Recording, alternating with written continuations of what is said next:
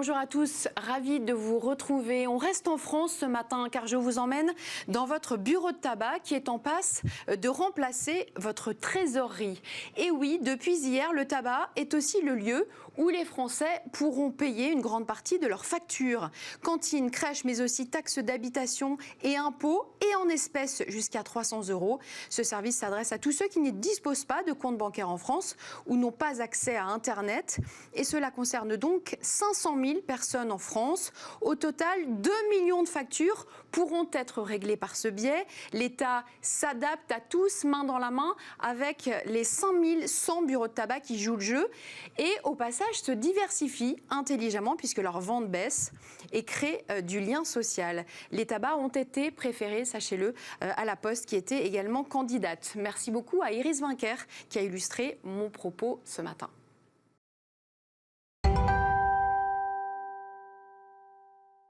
Gros plan sur le marché du tourisme ce matin avec un acteur du Next 40, Evaneos, qui traverse la crise non sans difficulté. On parlera également couettes et oreillers made in France avec le groupe Dodo. Et enfin, d'une start-up qui tente de limiter la transformation des aliments. Ce sera en fin d'émission. Mais tout de suite, les 4 chiffres du jour. C'est avec vous, Olivia Yere-Dobray. Bonjour. Bonjour Capucine, bonjour à tous. L'ex-premier ministre malaisien Najib Razak a été condamné hier à 12 ans de prison. L'ancien dirigeant a été reconnu coupable d'avoir reçu illégalement près de 2 millions de dollars de la part d'une filiale du fonds 1MDB, un fonds censé contribuer au développement économique de la Malaisie. Il devra également s'acquitter d'une amende de 42 millions d'euros. Le deuxième chiffre concerne le nouveau fonds de développement vert de la Chine. En effet, Capucine, le premier fonds environnemental dédié de la Chine qui investira dans des projets et des entreprises vertes a déjà levé 88 milliards de yuan, soit 12,59 milliards de dollars dans sa première phase. Le fonds est conçu pour soutenir la transformation verte de l'économie chinoise et renforcer la lutte contre la pollution. Il a été officiellement lancé le 15 juillet par le ministère des Finances de la ville de Shanghai. Et on continue, Olivia, avec Carrefour qui étend son partenariat avec Uber Eats et ce dans toute la France. Tout à fait, Capucine. Depuis le 6 avril, dans une quinzaine de magasins d'Île-de-France, un client de Carrefour peut se faire livrer des courses du quotidien et des produits d'hygiène directement via le site ou l'application Uber Eats. Carrefour vient d'annoncer que non seulement la gamme de produits proposés va être renforcée, passant de 250 articles à 500 d'ici le mois de septembre, mais le service de livraison via Uber Eats va être étendu à toute la France. Carrefour et Uber Eats viennent en effet de signer un accord en exclusivité pour développer ce service de livraison de courses à domicile en moins de 30 minutes. On termine, Olivia, avec des prévisions démographiques qui pourraient avoir des conséquences, alors positives ou négatives en fonction des zones géographiques, c'est ça? Tout à fait. Des chercheurs de l'Institute for Health Metrics and Evaluation de l'Université de Washington estiment en effet que la population mondiale devrait atteindre environ 8,8 milliards d'individus d'ici 2100, avec un taux de fécondité moyen d'environ 1,7 enfants par femme, bien en dessous des 2,1 enfants nécessaires pour maintenir une population stable dans le temps. Et ces changements démographiques pourraient avoir des conséquences économiques extrêmement difficiles à gérer. Selon les chercheurs, la diminution du nombre d'adultes en âge de travailler, par exemple, réduira à elle seule les taux de croissance du PIB. Néanmoins, l'aspect positif de la diminution des taux de fertilité dans le monde pourrait être l'amélioration de l'accès des femmes à l'éducation, toujours selon ces chercheurs. On restera là-dessus. Merci beaucoup, Olivia. Tout de suite, Smart Leader, Éric de la Bonardière.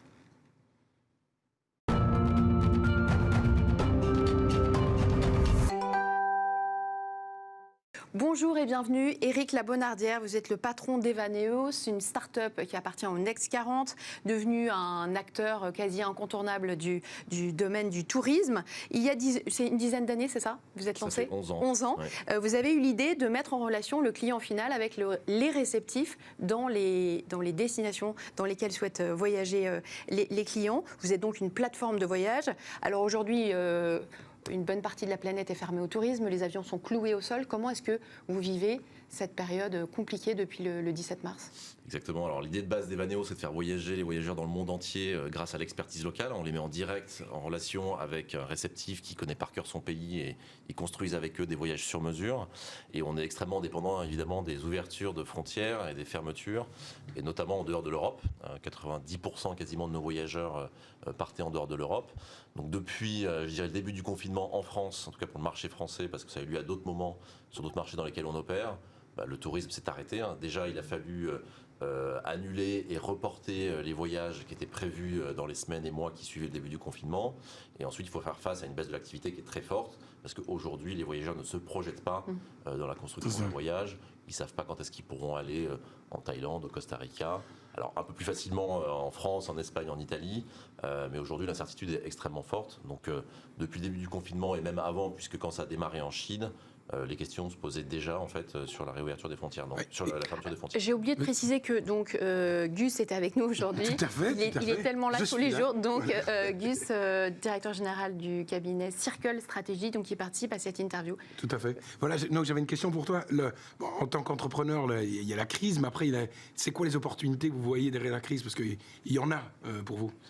C'est quoi les 3 gros aspects où tu te dis, ok, voilà, je vais quand même pouvoir tirer mon épingle du jeu ? Alors moi, je suis optimiste sur le moyen terme. Le marché du voyage va mettre du temps à repartir. En revanche, on a toujours vu que malgré les crises, il était extrêmement résilient. C'est-à-dire que l'envie de voyager des personnes, elle reste. En revanche, ils vont voyager différemment, peut-être moins, peut-être mieux. Ce qu'on voit aujourd'hui quand les voyageurs, on les interroge et nous, on a essayé de comprendre comment ils se projetaient dans la construction de leur prochain voyage. Ce qu'on comprend, c'est que, ils vont faire attention à comment est-ce qu'ils voyagent, quel est leur impact à la fois sur leur environnement, sur les cultures, sur la société locale. C'est ça. Et ça, c'est cette conscience et de voyager avec du sens, à mon avis, va être de plus en plus forte. Ça existait déjà avant, mais ça va s'accélérer avec la crise. À quoi est-ce que vous le voyez ? Parce que tout le monde le répète, mais est-ce que vous avez on demande à nos voyageurs aujourd'hui, on a fait une enquête récente, 42% nous disent je vais prendre comme critère numéro 1 de mon choix de destination l'impact que je vais avoir à destination. Donc ça s'illustre de plusieurs manières, typiquement sur les modes de transport. Quand ils vont voyager assez proche en Europe, ils disent de plus en plus je vais prendre la voiture. Oui. Quand ils voyagent en long courrier, ils se disent je vais rester plus longtemps à destination. Peut-être que je vais aller en Nouvelle-Zélande l'été prochain, mais je vais y rester 3 semaines, 4 semaines. Je vais y aller une fois dans ma vie. Je vais brûler du carbone entre guillemets, mais je vais optimiser ce déplacement et peut-être voyager. Retourner sur du voyage de luxe en fait. Non, c'est pas du voyage de luxe, c'est du voyage, je dirais plus. Non, c'est pas lié à la qualité des prestations, au prix des prestations. C'est vraiment la notion du voyage va être moins prendre un vol pour passer une semaine sur une plage à l'autre bout du monde. Je pense que c'est une tendance qui va quand même décroître. Cette recherche de sens, d'expérience et de faire du voyage un moment exceptionnel. Je pense qu'elle va rester. Et c'est pas lié au prix des prestations. Non, t'as fait. Par plein de manières de voyager différentes. Et sur la partie, juste un petit truc sur la partie de tourisme de masse, est-ce que une boîte comme la vôtre a une responsabilité, un rôle à jouer parce que c'était une des grosses problématiques de l'avant-crise. On a vu les bénéfices que ça pouvait être d'avoir beaucoup moins de touristes. Qu'est-ce que vous jouez comme rôle là-dedans ? Alors nous, on joue un rôle, et justement c'est un de nos combats, mais ça date de bien avant la crise. Un chiffre qui m'a toujours choqué, c'est que 50% des voyageurs dans le monde se massent dans 10 destinations, dans 10 pays. C'est-à-dire qu'à peu près tout le monde va à peu près aux mêmes endroits, et dans un pays, on va tous à Venise. Alors c'est la France, c'est les États-Unis, c'est l'Italie. Et dans ces pays-là, on va tous à Venise, on va tous à la Tour Eiffel. Et finalement, on fait tous la même chose. Et avec une expérience qui s'est dégradée au fur et à mesure du temps, parce qu'il y a de plus en plus de touristes sur place. Donc le parti pris d'Evaneos, au contraire, c'est déconcentrer les flux de touristes pour qu'on n'aille pas tous aux mêmes endroits, pour que l'expérience soit bonne. Et je pense que le réflexe du voyageur futur, ça sera de moins en moins de se dire je vais aller visiter l'endroit le plus connu, parce qu'on l'aura tous vu en photo, parce qu'il sera disponible en réalité virtuelle, mais plutôt d'aller vivre une expérience plus locale, plus immersive. Mais ça, c'est pas déjà le cas depuis 2 ou 3 ans, d'aller justement dans des endroits qui n'ont pas été trop défrichés, de pouvoir raconter que vous avez trouvé la destination que personne ne connaît ? Alors, c'était le cas. Quand même, depuis une dizaine d'années. On a clairement surfé là-dessus, c'est-à-dire sur la volonté des voyageurs de sortir des sentiers battus. Mais je pense que la crise va accélérer ça et je le vois comme une opportunité très forte pour nous. Et c'est pour ça que notre réseau de 2000 agences locales dans 160 destinations, qui est vraiment au cœur des destinations, qui les connaît par cœur, ce sont les seuls qui peuvent aller capter des endroits qui sont inconnus et y envoyer des voyageurs. Et cette question des flux, pour moi, est primordiale si on veut que le tourisme continue à se développer. Dans 20 ans, les prévisions, c'est que le nombre de touristes dans le monde aura doublé. S'ils continuent à se masser tous au même endroit comme aujourd'hui, c'est juste intenable. Et on va faire du Machu Picchu, par exemple, un nouveau Disneyland. Et ça commence à être le cas. Hein. Alors rappelez-nous, avec combien de réceptifs vous travaillez aujourd'hui dans le monde? Et sur ces réceptifs, vous parliez tout à l'heure de l'impact. Quels sont ceux est-ce que vous avez fléché un petit peu pour vos clients les pays dans lesquels ils pourraient voyager de façon la plus conscious possible? Oui, tout à fait. Alors, parce qu'il faut les aider, ils ne le savent pas. Exactement, il faut les aider. Donc c'est une question d'information en fait. C'est une question d'éveiller la curiosité des voyageurs. Nous, on a 2000 réceptifs sur place dans 160 destinations. Et le travail qu'on a commencé avant la crise et qu'on continue à faire, c'est de demander à ces réceptifs en fait, de mailler leur destination avec plein d'idées pour que les voyageurs comprennent de manière très exhaustive en fait, qu'est-ce qu'on peut faire dans une destination. Pour sortir vraiment des clichés, de la liste de choses à faire qu'on veut tous cocher en général quand on ne connaît pas la destination. Ouais. Parce qu'un voyageur qui ne connaît pas la Thaïlande, quand il va briefer une agence locale pour construire son voyage sur mesure, il va dire je veux aller à Phuket, je veux aller dans le nord, dans le Triangle d'Or, mais en réalité il y a plein d'autres choses à faire, mais il faut qu'il le sache, il faut lui donner l'information. Donc notre rôle de plateforme aujourd'hui, nous on considère que c'est vraiment de permettre aux voyageurs d'être plus curieux en leur donnant accès à cette information, en leur disant qu'est-ce qu'on fait d'autres voyageurs, quelles expériences formidables ils ont pu faire par ailleurs, pour encore une fois déconcentrer ces flux et leur donner accès à une expérience qui est unique. Moi je pense qu'un vrai voyage, c'est un voyage dont on revient différent, dans lequel on a fait des rencontres, dans lequel on a même connu des galères parfois, hein, c'est ça dont on se souvient dans le voyage, c'est des choses qui sont improvisées, des chemins qu'on n'a pas prévu de prendre. Vous savez bien, tout le monde ne voyage pas de cette manière-là. Non, mais... il y a beaucoup de gens qui vont s'agglutiner chez des tours opérateurs lambda et ils ne veulent pas justement, ils ne cherchent pas l'inattendu. Alors ils ne le cherchent pas parce que l'information, je pense, elle n'est pas toujours disponible, parce qu'ils pensent que c'est compliqué, parce qu'ils pensent que c'est cher. Ils ont peur parce qu'ils ont peur, et donc c'est notre rôle. Moi je suis convaincu que cette manière de voyager va se développer, et en tout cas, notre plateforme, on veut évangéliser sur ce type de voyage. Et ce qui était une niche il y a encore 10-15 ans, quand on a lancé Evaneos, tout le monde nous disait c'est un tout petit marché, etc. Mais en fait, on s'est développé et c'est pas une si petite niche que ça, au contraire. Alors revenons à Evaneos. Qu'est-ce que vous faites depuis le 17 mars dernier? Est-ce que vous avez fait pivoter un peu votre modèle? Qu'est-ce que vous faites de vos équipes? Comment est-ce que vous tenez financièrement?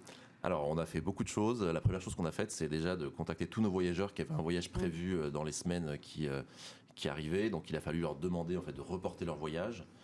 Ça, c'était extrêmement important, ne serait-ce que pour la solidité financière des réceptifs, que les voyages soient maintenus, mais pas annulés. Donc ça, c'est un travail de conviction à faire auprès des voyageurs, et donc ils l'ont reporté dans les mois qui viennent, l'année prochaine. Donc ça, c'était un très gros voyage, hein, ça concernait des dizaines de milliers de voyageurs. Ça, c'est la première chose. Deuxième chose, c'est repousser les gens à voyager, à planifier des voyages.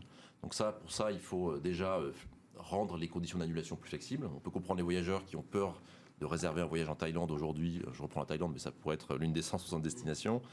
Pour Noël, par exemple, aujourd'hui, on leur offre la possibilité d'annuler 15 jours avant sans frais. C'est valable pour la plupart des pays européens aujourd'hui. On est en train de le développer dans d'autres destinations, donc on travaille avec nos réceptifs là-dessus. Et donc là, vous avez des outils digitaux pour promouvoir ce type de produit? Exactement. Donc là, c'est disponible en ligne. Sur le site internet d'Evaneos, il y a un petit bandeau bleu qui est disponible aujourd'hui où on donne l'information aux voyageurs où est-ce qu'ils peuvent voyager, où sont... enfin, il y a des frontières qui ne sont pas réouvertes. Non, il y en a par plein exemple, qui sont préouvertes. La Birmanie, moi je veux bien aller réserver, mais c'est pas ouvert. C'est pas ouvert. Donc, comment on fait? Donc aujourd'hui, on peut réserver un voyage en Birmanie, on peut se mettre en relation avec un réceptif pour construire un voyage en Birmanie. Alors, on n'est pas obligé de le réserver tout de suite déjà. On peut déjà entamer la phase de construction et se mettre à rêver comme ça. Et ensuite, on peut le réserver. D'accord, donc on peut réserver sur des destinations qui ne sont pas ouvertes. Okay. Vous avez des rôles sur vos réceptifs aussi, parce que eux, s'ils tombent en faillite, c'est très compliqué pour vous aussi. Donc, exactement, c'était une grosse partie du travail, c'est travailler avec nos 2000 réceptifs sur place pour qu'eux tiennent le coup. Ouais. Donc travailler sur des réductions de coûts, travailler sur comment est-ce qu'ils peuvent convaincre les voyageurs de reporter et pas annuler les voyages. Et donc aujourd'hui, il y a eu quelques faillites dans le réseau, mais très peu. Sur quelle zone géographique? Il y en a eu quelques-unes en Asie. C'est pas très dépendant en fait de la géographie, mais plutôt on va dire de l'état de la société avant la crise, celle qui était plus ou moins bien gérée, etc. Et celle qui avait pas trop de trésorerie, qui était toute petite, on a plus de mal. Comme disait Capucine, quand on est en pleine crise comme ça, on essaie de réfléchir à d'autres solutions. Il y a d'autres secteurs qui sont liés au voyage qui ont été extrêmement touchés. Hein. On parle, typiquement le travel retail. Bon, après, forcément, tout le monde du voyage de manière générale, mais le travel retail dans lequel le luxe avait énormément investi. Vous êtes quand même sur une population plutôt aisée dans ce que vous adressez. Est-ce qu'il y a des ponts en disant, OK, vu que vu que ma masse de business à la base se réduit, je vais essayer de trouver des relais pour essayer de faire d'autres choses et voir comment est-ce que je peux leverager sur ce que j'ai. Alors on s'est évidemment posé la question, on s'est demandé tout ce qu'on pouvait faire et en fait on revenait toujours au voyage. On se disait ce qu'on sait faire c'est du voyage, on a des équipes qui connaissent le voyage et on est quand même resté concentré sur le voyage, notre cœur d'offre. Et ce qu'on a fait c'est déjà travailler sur une offre européenne en misant sur un rebond au moins sur les destinations européennes. Donc on a enrichi notre offre européenne, notre offre française. On avait très peu de voyageurs avant qui réservaient un voyage en France. Ouais. C'est le cas aujourd'hui, il y en a de plus en plus. Alors ça reste des nombres assez limités par rapport à ce qu'on connaissait avant, mais au moins il y a un rebond là-dessus. Donc c'est des voyages des sentiers battus en France. Exactement. Donc un exemple la Côte d'Or par exemple, la route Napoléon qui part de la Côte d'Azur et on remonte vers les Alpes, on suit les traces de Napoléon quand il a fait cette route-là. Donc voilà, il y a plein de choses comme ça. Donc vous aviez peu de réceptifs sur la France il y avait assez et peu de vous l'avez réceptifs. élargi. On l'a élargi. Ouais. Il y avait assez peu de demandes en fait. Créer un voyage sur mesure, intermédiaire, d'une semaine ou 15 jours en France, c'était pas forcément le réflexe des Français. Bien sûr. Plus, on avait une offre pour les Allemands, par exemple, puisque Evaneo est présent dans d'autres pays européens. Mais en tout cas, pour les Français, on a essayé de les surprendre avec des offres un peu nouvelles, des expériences qui sortent des sentiers battus en France. Et on a un pays quand même qui est extrêmement riche. Donc Revenons juste à quelques chiffres quand même, parce que votre chiffre d'affaires, il est comment là quelle croissance par rapport à il y a un an et concrètement, alors vous avez levé 100 millions d'euros depuis la création. Ouais. Vous avez les reins suffisamment solides pour tenir jusqu'à quand ? Alors, c'est bien beau de parler du marché du tourisme à horizon de 10 ans, mais... Evaneos, comme tous les tours opérateurs, comme tous les acteurs du tourisme qui font voyager les gens à l'étranger, on est à des très très fortes baisses par rapport à l'année dernière. Mais de quel ordre ? 80% ? On est à, oui, à plus de 80%. Ceux qui dépendent beaucoup de l'Europe, ils sont à moins 80. Ceux qui dépendent beaucoup plus hors Europe, ils sont à, à moins 90. C'est quoi, nous, on est aux alentours de moins 90. Donc c'est vraiment... C'est colossal. Donc si vous n'avez pas le soutien des fonds qui vous ont aidé depuis le début, vous mettez la clé sous la porte. Il y a le soutien des fonds, il y a le soutien des banques, et il y a eu le soutien aussi de l'État, qui a été, et qui l'est toujours vraiment prépondérant sur notamment le chômage partiel. Nous, on s'est engagé auprès de l'équipe très tôt à maintenir le maximum d'emplois possible. Parce qu'on avait cette conviction qu'à moyen terme, de toute façon, ça allait rebondir, et je le crois très fortement, qu'il faudra que l'équipe soit capable d'opérer un business qui va repartir. Votre prévision sur la reprise, c'est quoi ? Alors, moi, je pense que d'ici fin d'année, ça va être compliqué. Je pense qu'en 2021, une fois que l'été cette année sera passé, qu'on aura vu que des frontières seront réouvertes de manière pérenne, là, le voyage va repartir. Le marché en 2021, à mon avis, sera quelques dizaines de pourcents en dessous de celui qu'il était en 2019, qui était déjà un point haut. Et financièrement, vous me posiez la question. Donc on a eu les aides de l'État sur les coûts, ça nous a beaucoup aidé sur le chômage partiel. On a fait intervenir nos investisseurs, des banques aussi à travers le prêt garanti par l'État, qui a été un effort important. La BPI aussi nous a beaucoup soutenu. On avait des réserves aussi liées aux levées de fonds précédentes. Donc aujourd'hui, moi, je suis serein financièrement. En revanche, il ne faut pas que ça dure 5 ans. Mais ça ne durera pas 5 ans. Le tourisme, c'est toujours vous avez des prévisions sur les types de destinations qui vont reprendre plus facilement et sur lesquelles, du coup, il faut un peu surinvestir maintenant, malgré que ça n'a pas encore repris, mais on se dit que c'est par là que ça va aller ? C'est extrêmement difficile de répondre. En fait, c'est tellement incertain tout ce qui se passe. Et aujourd'hui, autant qu'il y a 2 mois quasiment, c'est-à-dire qu'on parle de reconfinement dans certaines destinations, il y a des frontières qui se réouvrent, mais avec des quarantaines qui sont imposées ou avec des tests, ce qui ne pousse pas les voyageurs clairement à y aller.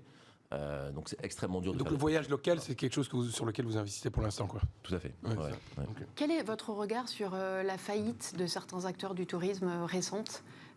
Quelle lecture est-ce que vous faites de toutes ces secousses ?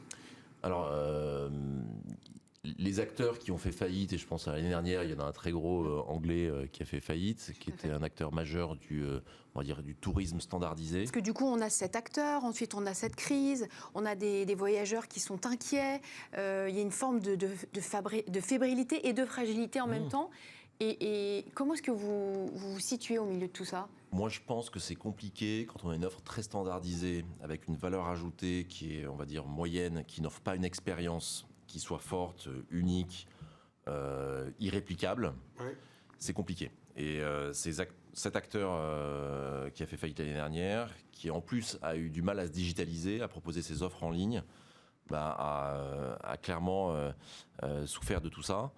Donc moi je pense que ça va être compliqué quand on n'a pas une valeur ajoutée qui est extrêmement forte, quand un voyageur ne voit pas la différence de marque, la différence d'offre, et qu'il a l'impression de se retrouver dans une offre standardisée.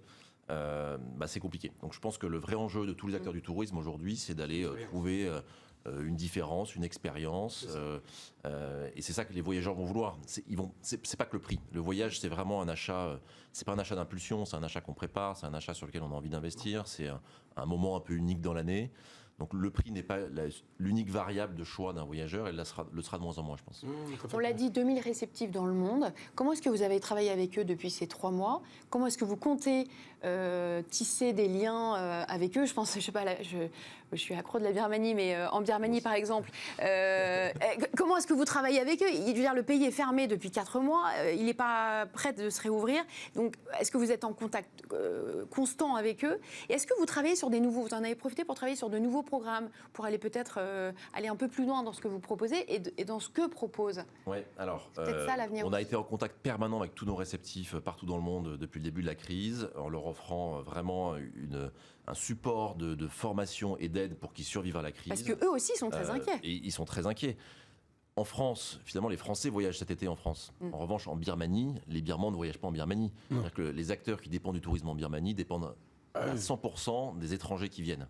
Et donc, ils souffrent énormément. Donc, l'enjeu, c'est vraiment qu'on arrive à y repartir le plus vite possible et qu'en attendant, ils survivent. Donc, beaucoup de gens sur place ont pris d'autres emplois.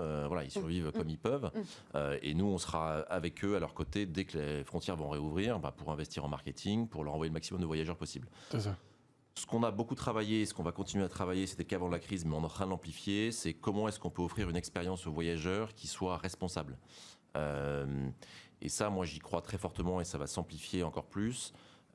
C'est comment est-ce que notre marque véhicule des valeurs qui permettent de se dire aux voyageurs, moi, je maximise mon impact économique, par exemple, sur place. Quand je dépense 100 € pour mon voyage, il y en a une très grosse partie qui va rester sur place et qui va aider au développement économique du tourisme local, ce qui n'est pas le cas pour beaucoup d'acteurs du tourisme qui sont plus standardisés, où l'argent qui est sur place va repartir des destinations en général assez vite.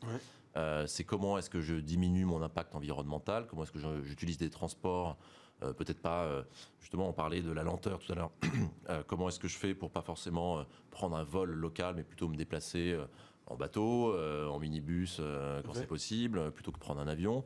Et quand on part 3-4 semaines et qu'on se permet de voyager de manière plus lente, c'est possible. En revanche, quand on veut faire un tour express en une semaine, là... Donc c'est ça l'avenir d'Evaneo, c'est cette expertise que vous pouvez décliner dans tous les pays? Donc c'est réfléchir à comment est-ce qu'on peut diminuer le surtourisme et comment est-ce qu'on peut maximiser l'impact économique local. Donc ça, c'est vraiment nos deux gros sujets qu'on travaille avec les agences locales.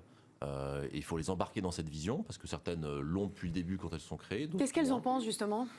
Elles sont vraiment derrière nous, parce qu'on travaille essentiellement avec des petites structures locales qui sont créées en fait avec la passion de leur destination, du voyage, et pas forcément la croissance à tout prix. Et donc, elles, ce qu'elles veulent, c'est un développement raisonné de leur destination et de proposer des expériences qui soient différentes. Donc, quand on leur parle de ça, elles sont vraiment derrière nous.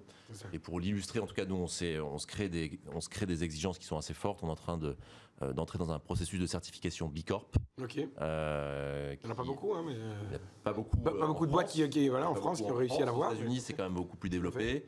Mais en tout cas, ça nous oblige à suivre des indicateurs chiffrés. D'ailleurs, ces labels sont... Il y en a dans d'autres agences. Il y a des agences qui commencent à avoir ce type de label pour montrer... En France, non.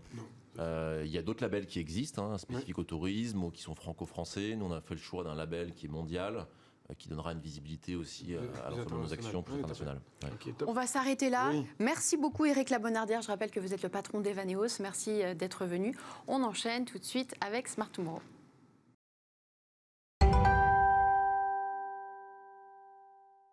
Jonathan Hannot, bonjour. Vous êtes le directeur général adjoint de l'entreprise Dodo. Dodo comprend les marques Dodo, Anne de Solène et Drouot. On va donc parler oreiller, couette et surtout Made in France avec vous. Vous êtes propriétaire de 4 sites industriels en France. Votre capacité de production, c'est à peu près 30 000 oreillers et 25 000 couettes par jour. ce qui est considérable, 750 salariés en France. Est-ce qu'on vend des couettes et des oreillers en période de crise? On en vend. On en vend. Le secteur de la maison est un des secteurs qui a le mieux tenu, ou qui a mieux repris après le confinement. Les gens sont restés chez eux très longtemps. Ils ont eu le temps de constater que leur literie n'était plus bonne, était à changer. Donc on constate quand même. Donc vous avez constaté qu'ils avaient beaucoup envie de changer leur literie, leurs couettes et leurs oreillers. Oui. Oui, il y a eu une relance pour se sentir bien à la reprise, au déconfinement. Et ce sont des produits qui se vendent plutôt bien sur le digital. Donc même pendant le confinement, on a vu des gens qui, passant la journée dans leur lit, ont voulu recommander. Donc ça veut dire que vous avez eu un impact qui se chiffre à combien de baisse de chiffre d'affaires à peu près pendant le confinement? Alors, pendant le confinement, on a eu quand même une baisse très forte parce que la plupart de nos clients étaient fermés, donc de l'ordre de 70% de baisse. Par contre, on a très vite réagi puisqu'on a transformé nos outils de production en outils de production pour masques. Ouais. Et donc, dans 3 unités de production du groupe, on a produit des masques jusqu'à 90 000 masques par semaine. Donc, on a été plutôt rapide sur la mise en œuvre, mais aussi sur la productivité, qui était un enjeu majeur. Donc, de transformer les tissus qu'on utilisait pour nos couettes et nos oreillers, former nos couturières pour aller très vite sur cette production. Et on est allé jusqu'à 1 demi-million de masques produits. Bravo. C'était vendu, parce qu'après, il y a eu un peu la surproduction à un moment d'une certaine typologie de masques. Je sais que beaucoup ont eu des soucis avec leur surstock. Voilà. On n'a produit qu'à la commande et ça s'est très bien passé. On ne savait pas combien de temps ça allait durer, mais on a été extrêmement prudent. On a investi dans des machines très rapidement pour monter en capacité de production, mais on a produit ce qu'on nous commandait. Okay. Ça a été un élément de motivation, j'imagine, pour vos salariés? Tout à fait. C'était très compliqué de convaincre les salariés de rester sur site. On a mis toutes les mesures en œuvre et on a travaillé avec la médecine du travail. Donc vous n'avez pas fermé vos usines pendant le... Certaines usines n'ont pas du tout fermé, mais on peut dire qu'on a eu quand même pendant 3 semaines la plupart de nos outils de production fermés. Par contre, on a redémarré pour produire les masques après avoir sécurisé les salariés.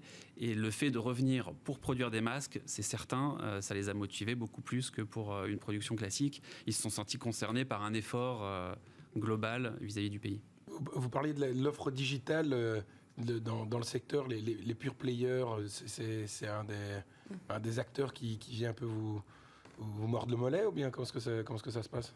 Ce sont nos clients. Donc non, au contraire, on est très diversifié en canaux de distribution. Okay. On sert aussi bien les hypermarchés qui, eux, étaient ouverts pendant la crise, qui ont eu un afflux assez important de trafic.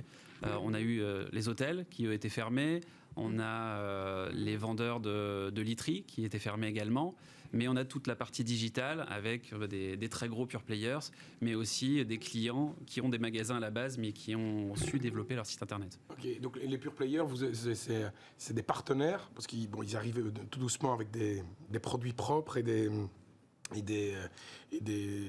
baisses de coûts. Est-ce que vous arrivez à garder votre produit comme un produit phare dans ce type de canaux de distribution? Alors on a parlé de nos marques principales qui sont Dodo avec un très fort taux de notoriété, une marque démocratique, Drouot qui est plutôt la marque premium haut de gamme, et Anne de Solem est également une marque haut de gamme, mais on a tout un pan de l'activité qui est de la production de marques pour nos distributeurs, marque blanche. C'est une grosse partie de ce qui fait tourner nos usines. Quelle partie de votre chiffre d'affaires à peu près? C'est, on va dire, 30% de l'activité, donc ça reste très important. Alors, nos marques sont ce qu'on met en avant principalement, mais évidemment, nos usines ont des capacités de production, vous les avez citées, 30 000 oreillers jour. Parce qu'il y a des gros acteurs du type Ikea et Conforama, donc est-ce que ce sont des clients de chez vous, ceux-là? Certains sont des clients. Effectivement, nous ne travaillons pas avec Ikea, mais on travaille avec la plupart des distributeurs. Alors, puisque Gus en parle justement, Ikea, Zara Home, c'est une nouvelle forme de concurrence qui arrive pour vous. Ikea, c'est pas fabriqué en France, mais c'est une nouvelle forme de concurrence. Comment est-ce que vous le vivez, cette modification du marché de la couette et des oreillers en France? On est sur des segments de marché complètement différents.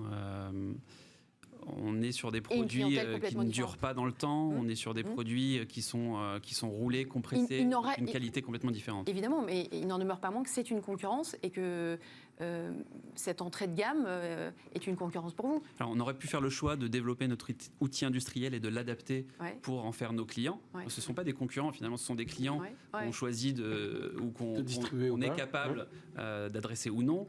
Mais on a fait le choix plutôt de la qualité, de l'innovation. Et donc aujourd'hui, on travaille sur des produits qui vont faire monter le marché vers le haut, Ouais. avec des produits, des textiles innovants, avec des fibres recyclées, avec des tissus bio. Ça n'a rien à voir avec ce qui se C'est qui ce se que fait dans veulent ces les clients marchés. aujourd'hui. De plus en plus. Alors, on a commencé très tôt avec des tissus bio, des fibres recyclées. Ça a démarré très lentement, il y a 10 ans par exemple. Il y a 10 ans, on a fait un partenariat avec Vittel. On a transformé leurs bouteilles plastiques en fibres de garnissage pour nos couettes, nos oreillers. Ça a démarré très lentement. Aujourd'hui, c'est plus une niche, c'est une transformation de la demande, une transformation sociétale. Et aujourd'hui, nos clients nous imposent d'avoir des produits recyclés. La plume et le duvet, par exemple. On est une entreprise du patrimoine vivant chez Drouot. Ça fait 170 ans qu'on produit la plume et le duvet.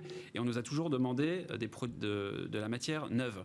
Aujourd'hui, quand on répond à des appels d'offres, on nous demande des plumes recyclées, ce qui auparavant était considéré comme le bas de gamme de l'industrie. Ce qu'on proposait il y a 10 ans était vu comme du bas de gamme. Aujourd'hui, bien c'est sûr, ce que ça colle à l'air du temps. consommateur Mais du demande. coup, le recyclé, ça représente quoi dans votre production? Alors c'est une part qui est croissante. Oui. C'est valable sur la plume et le duvet, c'est aussi valable sur le synthétique. Je ne sais pas vous donner de chiffres aujourd'hui, mais c'est sûr que c'est la tendance très forte qui s'accélère encore plus cette année. Et, vous parliez d'innovation. Il y a toute l'innovation au niveau écologique, etc. Il y a une partie d'IoT qui commence à rentrer dans la literie. Est-ce que c'est des choses que vous regardez ou pas du tout?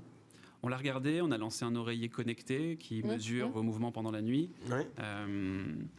C'est un des Ça reste du gadget ou bien vous pensez que ça va être une tendance sur le long cours? Non, je pense que les gens sont de plus en plus concernés par la qualité de leur sommeil et sont preneurs de conseils pour améliorer ce sommeil. Donc je pense que ça fait partie de l'offre.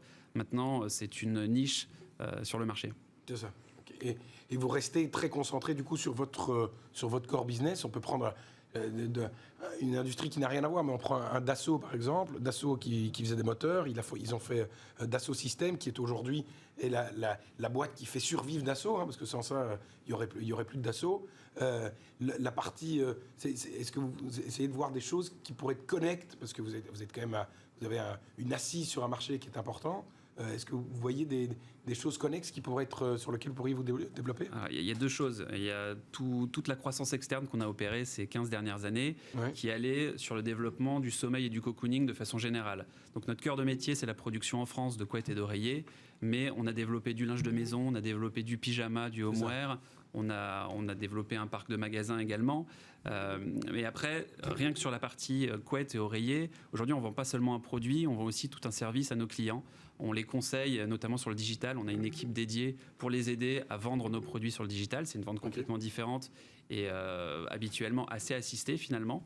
On leur offre des services qui sont dans l'air du temps également, c'est-à-dire qu'on leur propose de récupérer les produits usagés pour les transformer, les recycler et donner une seconde vie aux produits. Et ça doit faire 6-7 ans qu'on le fait et c'est en train de se développer. Donc c'est vraiment un service logistique qu'on apporte en plus. Alors c'est très bien le recycler, effectivement c'est une tendance, une lame de fond indiscutable, mais la concurrence asiatique quand même, qu'est-ce qu'elle représente? Est-ce qu'elle vous ennuie? Est-ce qu'elle vous dérange depuis quelques années?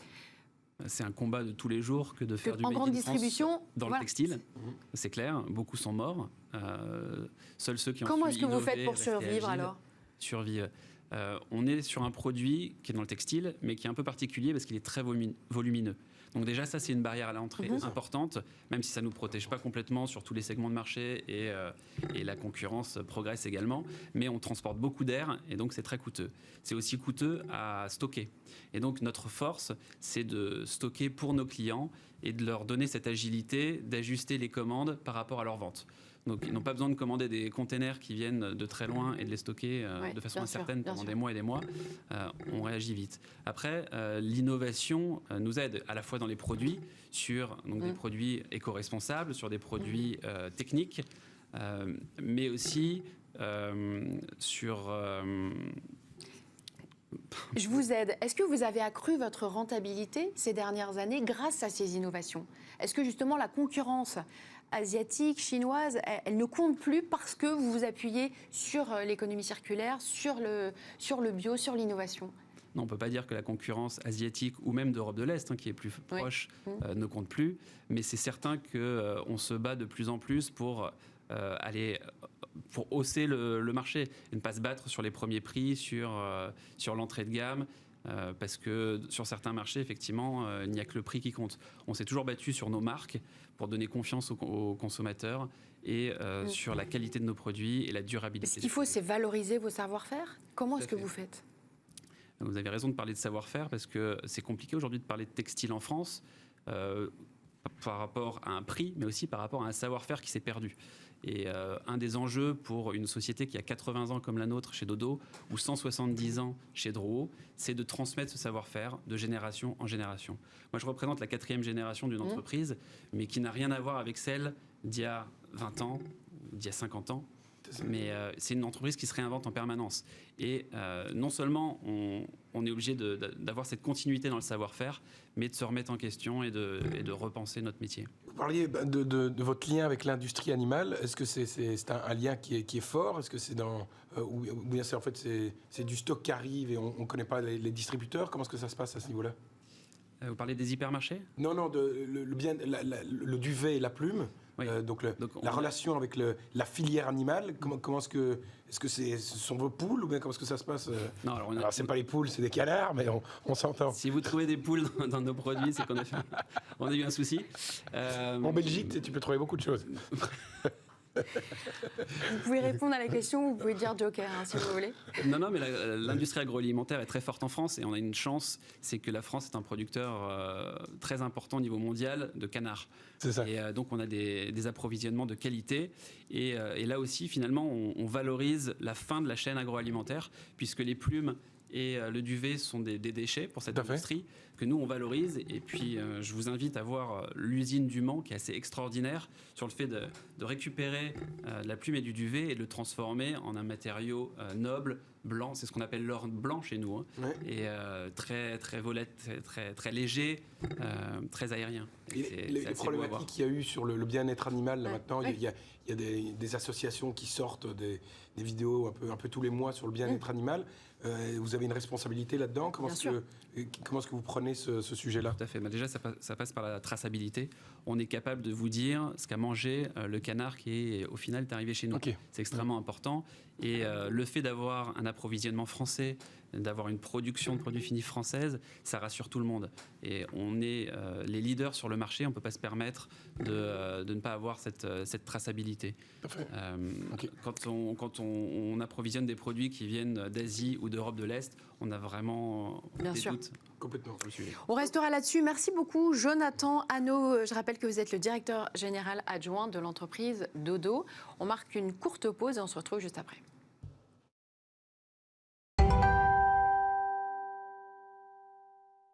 Smart Fresh tout de suite avec Christian de Boisredon, fondateur de l'agence Spark News. Bonjour Christian et bienvenue.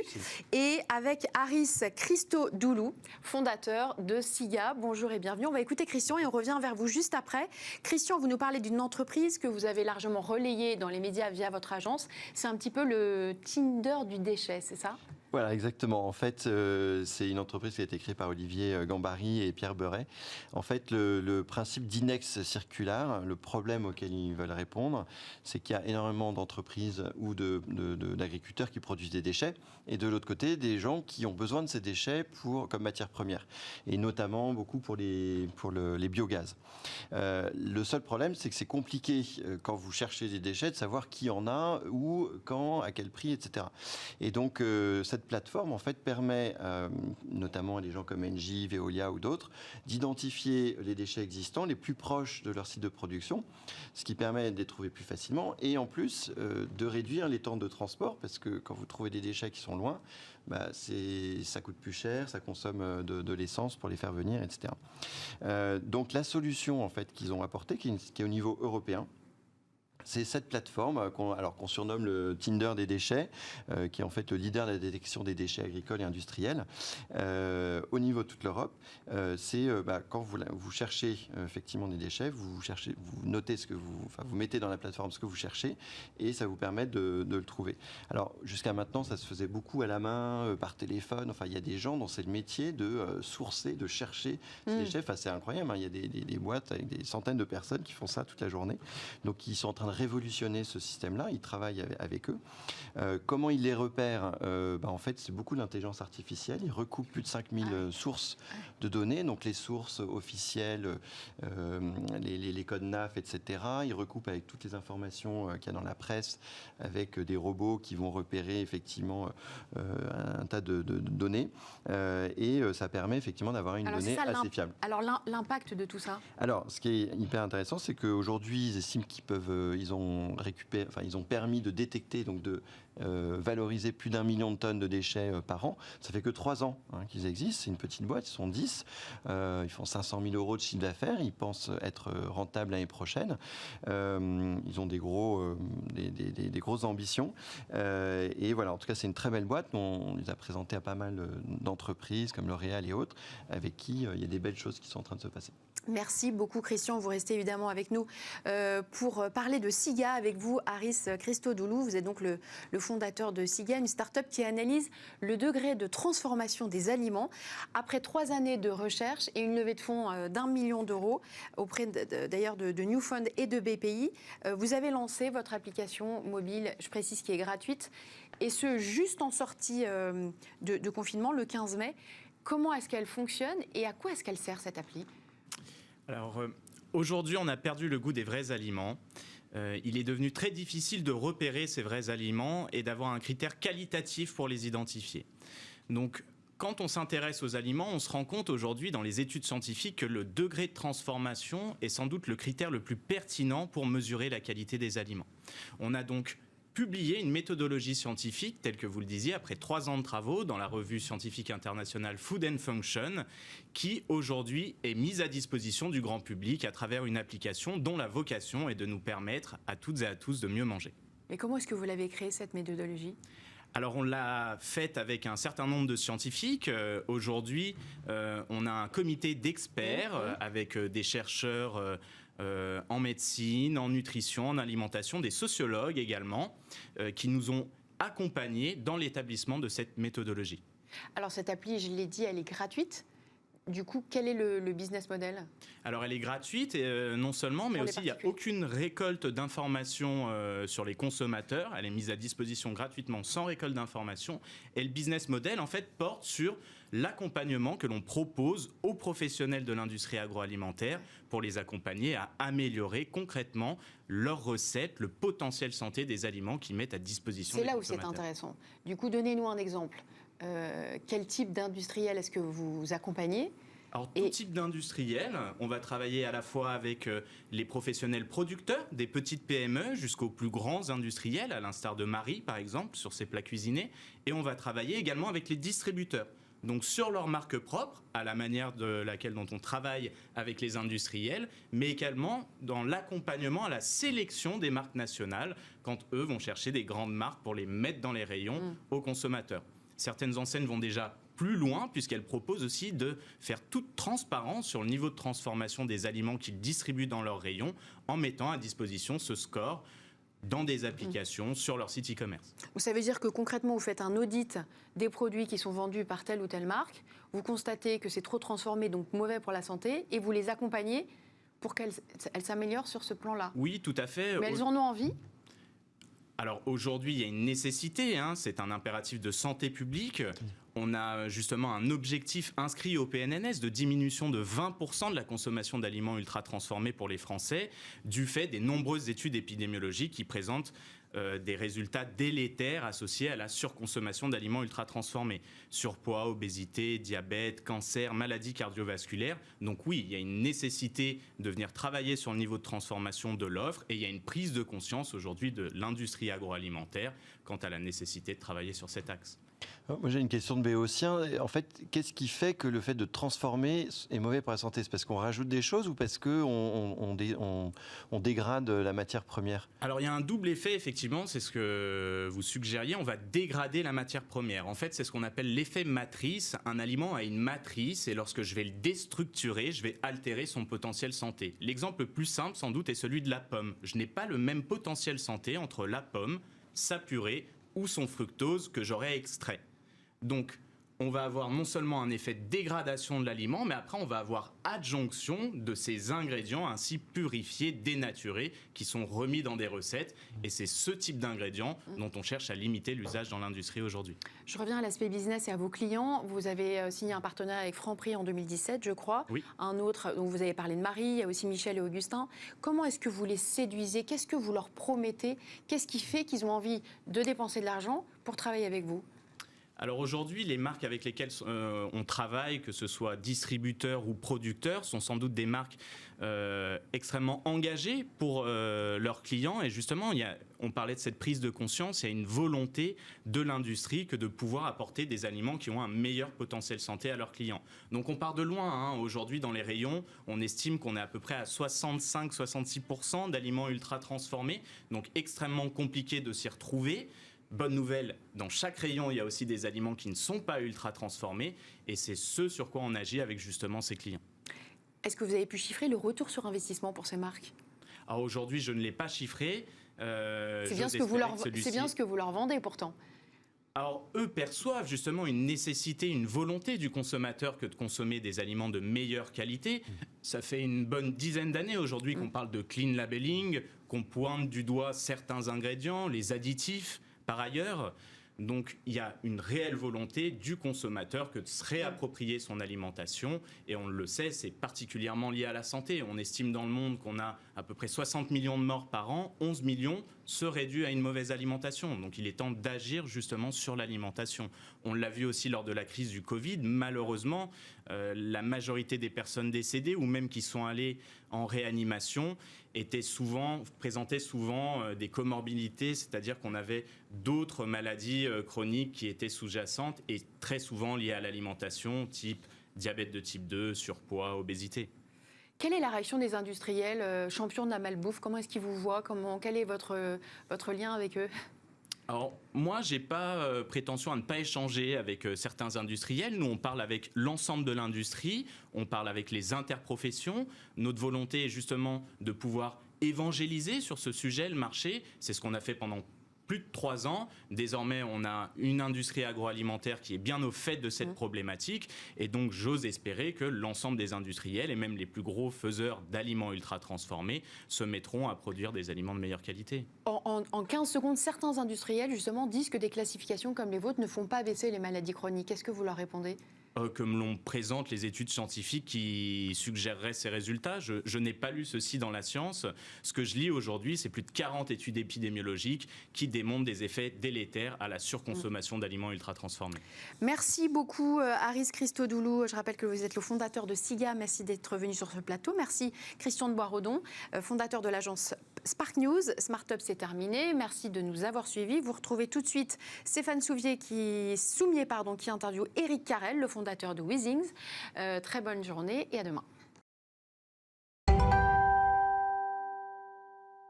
Le sujet du moment, enfin en tout cas l'un des sujets du moment, la santé et la tech. Et alors vous l'avez sans doute vu hier, Éric Carrel, fondateur de Weezings, l'un des plus anciens d'ailleurs dans le domaine de la santé et de la tech, les balances connectées, notamment Weezings, qui lève 53 millions d'euros. Il a une conviction, parce que c'est la question qu'on lui pose régulièrement, Éric Carrel. Quelle chance est-ce que vous avez même d'exister dans 5 ans face aux mastodontes californiens, face à Apple, face à Google, qui ont de grandes ambitions dans la technologie et dans la santé. Alors non seulement il sera encore là, Éric Carrel, mais il travaille avec eux. Et son message c'est, mais n'en ayons pas peur, ne repartons pas d'une feuille blanche et servons-nous de ce qu'ils font pour travailler avec eux. Mais écoutez Éric Carrel. Vous avez annoncé ce matin une levée de fonds de 53 millions d'euros. Moi, ma première réaction, Eric Carrel, WeThings, on va pas la refaire, les amis. Je pense que vous connaissez tous l'histoire, vendu à Nokia, puis racheté, les balances connectées, les tensiomètres, les montres connectées. Qu'est-ce que j'oublie? Des thermomètres, des analyseurs de sommeil. Des analyseurs de sommeil, bref, la santé connectée. Encore besoin d'une levée de fonds, c'est-à-dire la boîte WeThings, c'est-à-dire vous tournez depuis combien de temps, Eric? À un moment, ça ne peut pas s'autofinancer encore, la tech? Alors, l'entreprise a 12 ans. Quand je l'ai repris au départ, je me disais, on va plus complexifier la vie avec des levées de fonds, parce que c'est un exercice difficile que je n'aime pas tellement. Mais en fait, je me suis aperçu que l'équipe avait une énergie extraordinaire, que le projet avait une opportunité extraordinaire parce que la santé est vraiment en train de se transformer. Et je me suis dit, je n'ai pas le droit, nous n'avons pas le droit, collectivement, de ne pas donner les moyens à cette équipe de se développer un maximum. La question, elle est évidemment, tu l'attends Eric, tout le monde l'attend, c'est-à-dire Apple, Google, en plus aux États-Unis, face à des géants. Alors, je crois que j'ai dû la poser déjà 10 fois, cette question, Eric Carrel. Très curieusement, je ne sais pas curieusement, on est partenaire, nous, d'Apple depuis 8 ans. On vend nos pèse-personnes, nos tensiomètres, thermomètres dans les Apple Store et à peu près partout dans le monde. Ce qui est intéressant, c'est qu'Apple cherche à augmenter le partenariat avec nous. On n'est pas concurrents, on est concurrents sur les montres, mais en fait, on n'adresse même pas les mêmes personnes. Il y a des personnes qui veulent avoir un smartphone au poignet, d'autres qui veulent avoir une montre qui ressemble à une montre et qui a une autonomie longue, et qui nous choisissent. Celle que tu as à ton poignet. Celle que j'ai au poignet, par exemple. Mais ce qui est intéressant, c'est qu'on se considère comme partenaire. Tous les ans, on a des rendez-vous avec Apple, on travaille avec eux, on a des choses à faire ensemble. C'est énorme ce qu'il y a à faire dans le domaine de la santé. Et moi, ce que je dis à notre ministère de la Santé assez régulièrement, c'est bougeons. Et d'ailleurs, tout le monde est d'accord là-dessus. Après, on n'arrive pas à bouger, mais c'est que si aujourd'hui, on n'intègre pas ces nouveaux outils pour faire évoluer le système de la santé, on va se réveiller demain en disant ça nous coûte trop cher, et notre système de santé n'est plus à la hauteur. Et Apple va venir nous voir en disant faites-nous un chèque de 5 milliards, je vous fais économiser 10 milliards, et on signera tout de suite. Parce que tout aura été démontré. Donc, moi, ce que je pousse, c'est à ce qu'on prenne le train maintenant, parce qu'il y a énormément à apprendre, ici aussi en France. Donc ce qu'on a fait... Alors, attends, 2 questions précises forcément. Ce qu'on a fait avec Microsoft et le Health Data Hub, c'est une erreur? Non, je dis pas que c'est une erreur. Moi, je ne suis pas à dire il faut refaire toutes les truelles pour construire la maison. Il y a déjà des truelles, des bétonneuses, etc. On peut s'appuyer sur des briques qui existent déjà. Sur des briques qui existent déjà. Par contre, il y a d'autres briques à construire. Et soyons très proactifs pour construire ces prochaines briques. Non, mais parce que moi, ça m'intéresse beaucoup. Et on peut les construire sur des fondations Microsoft ou sur des fondations Apple? Bien sûr.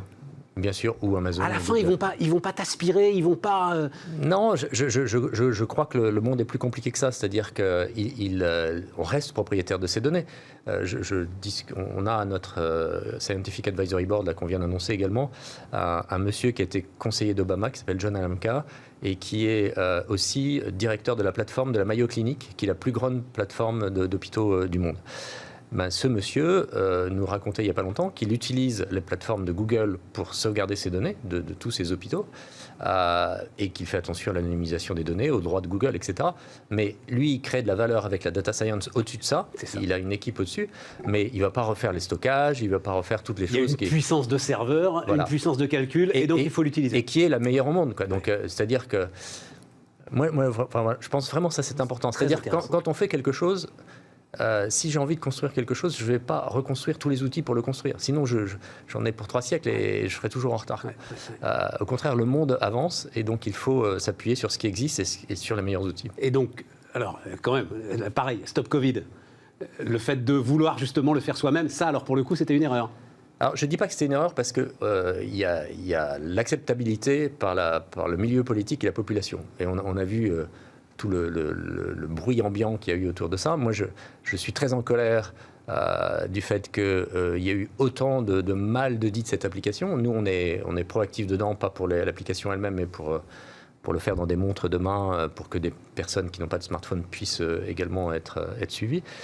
Mais je ne comprends pas qu'il y ait une réaction aussi négative sur le fait de se traquer, alors que c'est une histoire de santé collective. C'est être ensemble, être mieux ensemble. De toute façon, les gens, aujourd'hui, quand ils sont détectés, on leur demande quels sont tous les amis qu'ils ont rencontrés depuis 15 jours, etc. Et on les appelle. Donc, c'est juste un non-sens, cette polémique. Mais donc, il fallait prendre une décision qui qui crée la meilleure acceptabilité possible pour l'application, je pense qu'elle a été prise. Je pense que les journalistes qui font encore du bruit autour de ça n'ont juste pas lu le protocole Robert qui est à la base du système, qui est vraiment très très bien fait.